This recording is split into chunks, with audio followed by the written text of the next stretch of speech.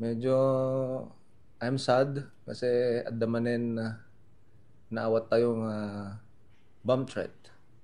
And again, we undergo the same procedure, safety and security procedure namin.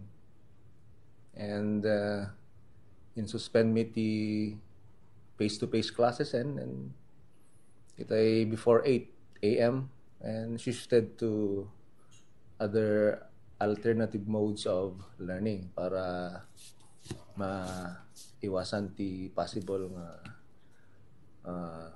danger digitoy employees and students po tayo. Sir, anat pa po na tayo nga itinilaon ti na ipatulod nga message kinya tayo kat ipagbagada nga datoy panang supporter payla nga kani president ken datoy corruption nga mapaspasamak ti pagilian tayo, sir. When no open data ka message kit na i-comment din. I think I assume nag-circulate detan so amo tayong tinagyan na. And DJ premise context jay kwa as lang dito concern dati nangyayari ti kwa tata current nga state ti politics and nagitoy nangyayari nga national issues isumet ti nagyan na DJ message from sino man DJ ng TED threat. Sir, makain naman nga bomb threat detoy nga naawat iti nasa unga na president. So ano dagiti napagsasaritaan tay sir. Iti kaming iti PNP ken pakiramanan ng dagiti dadunga pay sir. Tapos kastat kat saanan nga maulit-ulit pa iti nga pasamak sir. When itay ko kalkalpas the meeting me with the concerned agencies like PNP, cyber security division, even CHED Region 1 timawag da, Bureau of Fire and other agencies. So into no Friday nunumwaming agmimit kam to ano mga ramit kam ti unified framework na tapno no kasanuming ma-enhance iti capability ni nga matrace ken adda ma-identifyan nga mga ramid kadigitoy tapno di ngamin lang ti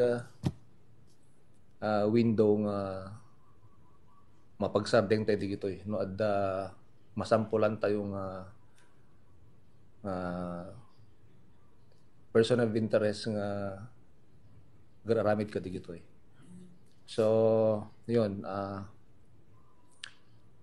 even regional experts, national experts, ay ba minto including even digiti ko internet providers and iti Globe, Smart, ay ba minto idatap no mag-comment no kasano nga may strengthen dati ko iti or malimit no ito may nga tao ket ag-send ti nakastoy nga threat ta hopefully may enhance ti policies da nga ti talaga nga agusar da lang ti registered nga SIM or there's a way to easily trace digitoy ag-send ti threats. Siya sino nga ta dagitoy sir posible nga ta nga agad-adal matlaang iti nasa o nga universidad tayo kasi dati first nga bomb threat sir nga naawat iti MMSU kat may isang estudyante may pagarup nga may isang estudyante ken may isang faculty so dagitoy si Marsaruno nga bomb threat sir posible nga ta nga may samatlaang agad-adal or hang ko nga may iba ka kasya ng lima yung dangaminin igrisim sumaron nga bomb threats nag-usap natin VPN. So, DJ message, I think naggaputi Nueva Ecija, Central Luzon. So, kumbaga, lima yung madiskarte na digito ikasnan. So, hang ko nga maibaga ano sino digitoy or awan pa'y talaga ti ah, lead me sino nga talaga digitoy. Because I believe dito yung nag MMSU outlier nga agaramid dadi kiti ubing ti akas to eh. I cannot imagine our students nga amuda agigam ti bomba kada assemble or where do they buy the materials for a bomb. And I think our security is also doing their best nga basta-basta makastrek ti tao. So imagine how many colleges they ikam ti bomba and how do they logistics wise kasano nga realistic di jay. So I think it's more on talagang adalang kahit natin manggulo most likely outsider based dun sa context ng mga messages. Kada ti pala ang anak ko sa sir inga ng dagiti kastoy. Kaano grasyon gayam sir iti klase dagiti estudyante sir? Nagpaarami dakti memo nga online pa lang naging gat Friday ta i-break pag ginanaem mo pailaeng ti pagtal na emi ta ano kas lang break the from today hanggang Sunday. Pero digit dadto mga deans nakisarita da nga no digiti laboratory classes. Nagklase da ko ma. Ngem so nga imbagamit ti PNP ta agsurat kam kanyada nga before classes starts ag-panel da nga muna.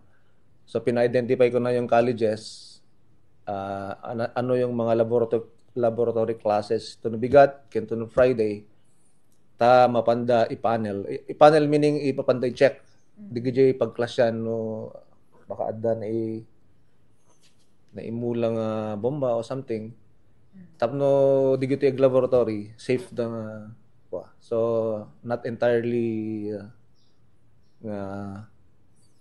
hangis so amin ket ag online digiti lang lecture classes usay. Sir, lastly, message mo para ti pala ang mapaspasama iti nasa nga pagadalan tayo, sir. Yeah, sabi ko kanina, I'm sad na that we get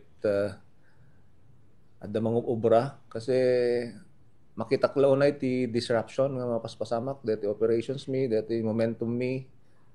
Kaya't may papintasin pa iti services ti MMSU, dati quality ti graduates me. No kasto yung kanayon ti mapasama ket talaga nga narigat adabas is challenging i-deliver me digiti talaga nga targets me. So ibig sabihin makatubeng ito yung mararamid. So hopefully that sino man na taga-aramid no especially baka no taga MMSU met lang hopefully maawata mga lab to amin dati MMSU and hantay ko mga agar-aramid ti pambanag nga datay tumet lang ti agbalatek to melaka datayo digiti nga aramid.